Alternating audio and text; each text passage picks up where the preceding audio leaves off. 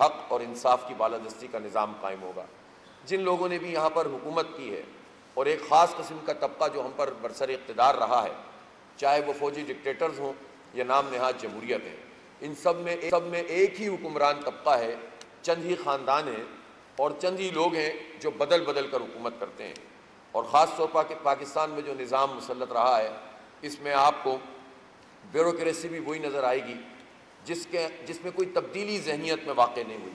جس طرح انگریز نے کالے انگریز تیار کیے تھے عوام کو کنٹرول کرنے کے لیے، اس لیے کہ انگریز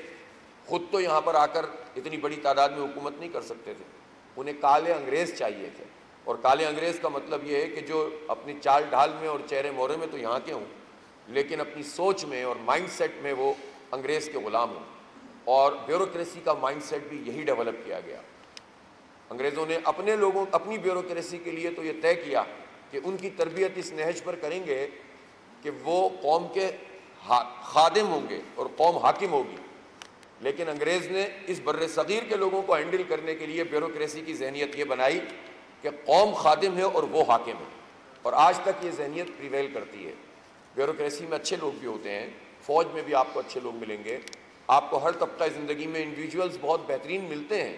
لیکن کلیکٹیو مائنڈ سیٹ اس نظام کو کنٹرول کرنے کے لیے جو انگریز نے بنایا تھا، آج بھی پاکستان میں وہی چل رہا ہے۔ اس مائنڈ سیٹ کو توڑے بغیر اور اس نظام کو جڑوں سے اکھاڑے بغیر پاکستان اپنی حقیقی منزل تک نہیں پہنچ سکتا۔ اور جماعت اسلامی اسی لیے جدوجہد کر رہی ہے کہ بالآخر پاکستان میں اگر ہم مسئلوں کو حل کرنا چاہتے ہیں اور پاکستان کے 25 کروڑ لوگوں کو کوئی سہولت دینا چاہتے ہیں، پاکستان کو ترقی کی شاہراہ پر گامزن کرنا چاہتے ہیں، اور پاکستان میں جو ہے نوجوانوں کے لیے خاص طور پر کوئی مواقع پیدا کرنا چاہتے ہیں، کوئی امید دلانا چاہتے ہیں، تو اس کا راستہ یہ ہے کہ یہ جو پورا جبر کا نظام ہے اور چند خاندانوں کی اجارہ داری ہے، اس کو توڑا جائے اور لوگوں کو ریلیف فراہم کیا جائے۔ اور اس کے لیے الحمدللہ جماعت اسلامی کی یہ تحریک حالات کے مطابق جو ہے وہ بتدریج آگے بڑھ رہی ہے۔ گزشتہ دنوں ہم نے حق دو عوام کو تحریک کو ازسرِ نو منظم کیا ہے، اور آپ نے دیکھا کہ جو عوام کے بنیادی مسائل ہیں، ان مسائل کو اجاگر کرتے ہوئے ہم نے اپنا ایک پورا چارٹر بنایا ہے، ایک قومی ایجنڈا تشکیل دیا ہے۔ اس ایجنڈے کے مطابق اب ہم نے تمام سرگرمیوں کو ڈیزائن کر کے رابطہ عوام مہم شروع کی ہے، اور آپ نے دیکھا کہ جو بجلی کی قیمتوں میں اضافہ ہے، یہ جو آئی پی پیز کا تسلط ہے، بلکہ اب تو آئی ٹی سیز کا تسلط بھی سامنے آ رہا ہے، اور اس طرح سے یہ ظلم کا نظام جو موجود ہے اس پر کوئی پارٹی بات کرنے کے لیے تیار نہیں ہے۔ آج بھی آپ اخبار پڑھیں گے اور اگر الیکٹرانک میڈیا اور سوشل میڈیا دیکھیں گے تو آپ کو پتہ چلے گا کہ ایک مرتبہ پھر پارٹیوں میں ذاتیات والی جو اور مفادات والی سیاست ہے وہ پھر سے سرگرم ہو گئی ہے، اور کسی کو کسی کی ایکسٹینشن کروانی ہے، کسی کو اپنی پارٹی کے لیے کوئی سیٹیں حاصل کرنی ہے جو وہ نہیں جیت سکا اور وہ چاہتا ہے کہ اس کو بھی جتا دیا جائے، اور جوڑ توڑ کا یہ عمل ایک مرتبہ پھر تیز ہوتا ہوا دکھائی دے رہا ہے۔ کچھ وقفے کے لیے کچھ لوگ جدا ہو جاتے ہیں، پھر دوبارہ سے مل کر اپنے مفادات حاصل کرنے کی کوشش کرتے ہیں، عوام کا بیڑا غرق ہوتا رہتا ہے، بجلی کے بل بم بن کر گر رہے ہوتے ہیں، گیس کا بحران سامنے کھڑا ہوا ہے آئندہ چند مہینوں میں، اور تنخواہ دار طبقے سے آپ ٹیکس پر ٹیکس لگا کر پیسے لیے چلے جا رہے ہیں، لیکن پاکستان میں کسی سیاسی جماعت کو چاہے حکومت میں ہو یا اپوزیشن ان جینوئن ایشوز پر بات کرنے کی توفیق نہیں ہوتی۔ اور اس کا ایک سبب یہ بھی ہے کہ جس کے پاس جب حکومت آتی ہے تو وہ اسی مراعات یافتہ طبقے کو ہی فیسیلیٹیٹ کرتا ہے۔ اگر آپ صرف آئی پی پیز کو ہی دیکھ لیں کہ جس میں 2 ٹریلین روپیز یعنی 2000 ارب روپے سے زائد ہم ادا کریں گے کیپیسٹی پیمنٹ، یعنی جو بجلی جو بنے گی نہیں اس کے پیسے ادا کریں گے، تو ان آئی پی پیز کو بنانے والے اور ان کو چلانے والوں میں یہ ساری جماعتیں شامل ہیں۔ اور یہ دور 1994 سے شروع ہوا، بلکہ 1988 سے اس پر بات ہونا شروع ہوئی تھی، تو پیپلز پارٹی، پھر نون لیگ، قاف لیگ، اور پھر نون لیگ، پھر جو ہے وہ پی ٹی آئی، سب نے نئی نئی آئی پی پیز بنائی، اور سب نے وہ معاہدے کیے کہ جس معاہدوں کے نتیجے میں پاکستان کی معیشت کو تباہ کر دیا گیا۔ اور حیرت انگیز بات یہ ہے کہ ابھی تو ہم کیپیسٹی پیمنٹ کو رو رہے تھے، ابھی پچھلے دنوں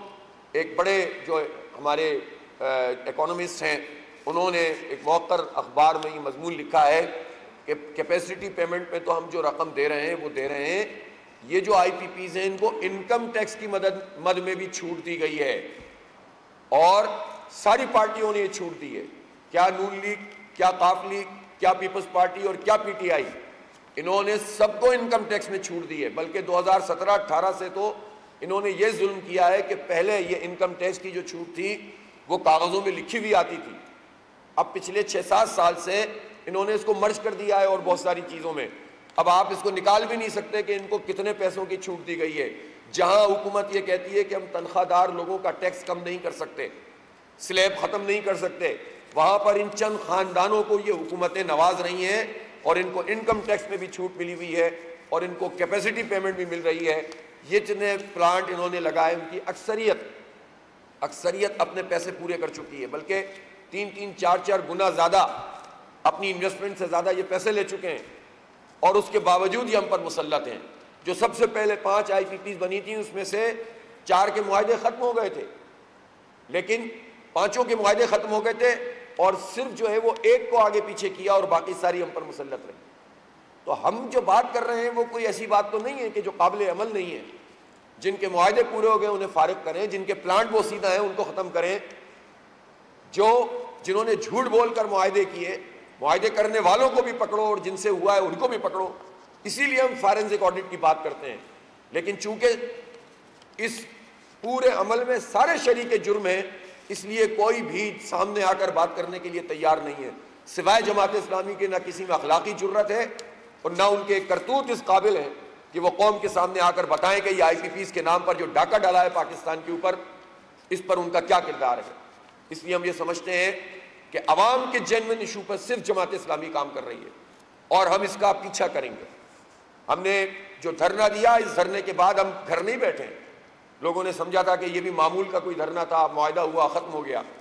ہم نے معاہدہ بھی کیا ہے اور معاہدے کا فالو اپ بھی کر رہے ہیں۔ آج اگر دھرنے کے بعد 17 دن ہو گئے تو ہمارے کاؤنٹ ڈاؤن میں اب 28 دن رہ گئے، اور میں پاکستان مسلم لیگ نون اور پیپلز پارٹی اور ان کی جو بھی اتحادی ہیں۔ ایک جانب لاہور میں امیر جماعت اسلامی حافظ نعیم الرحمان پریس کانفرنس کر رہے ہیں، دوسری جانب نائب وزیر اعظم اسحاق ڈار بھی خطاب کر رہے ہیں۔